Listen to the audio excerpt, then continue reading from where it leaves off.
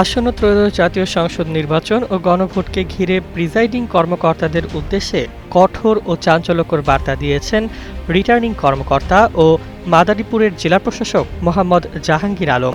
তিনি স্পষ্ট ভাষায় বলেন, ভোট কেন্দ্রের দায়িত্ব পালনে যে কোনো পরিস্থিতি মোকাবেলার মানসিক প্রস্তুতি থাকতে হবে, প্রয়োজনে মরার প্রস্তুতি নিয়েও যেতে হবে।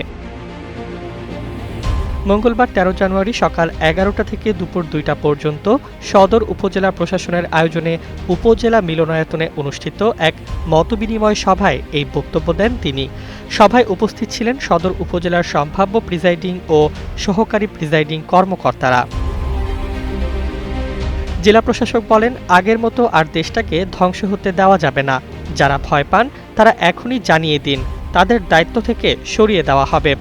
দৃঢ় বন্ধনের আস্থায় শক্তিশালী স্টিলের আরেকটি নাম জেডএসআরএম।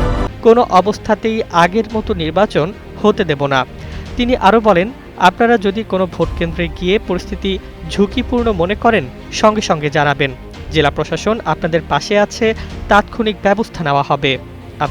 তিনি আরও জোর দিয়ে বলেন, একটি অবাধ ও সুষ্ঠু নিরপেক্ষ নির্বাচন জনগণকে উপহার দেওয়াই প্রশাসনের অঙ্গীকার।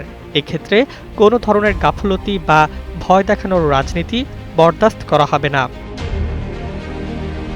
মতবিনিময়ে প্রিজাইডিং কর্মকর্তাদের বিভিন্ন প্রশ্নের উত্তর দেন রিটার্নিং কর্মকর্তা এবং নির্বাচনকালীন করণীয় বিষয়ে স্পষ্ট দিক নির্দেশনা দেন, যা পুরো সভা জুড়ে সৃষ্টি করে তীব্র উত্তেজনা ও সতর্কতার আবহ। ডেস্ক রিপোর্ট, জয় জয় দিন।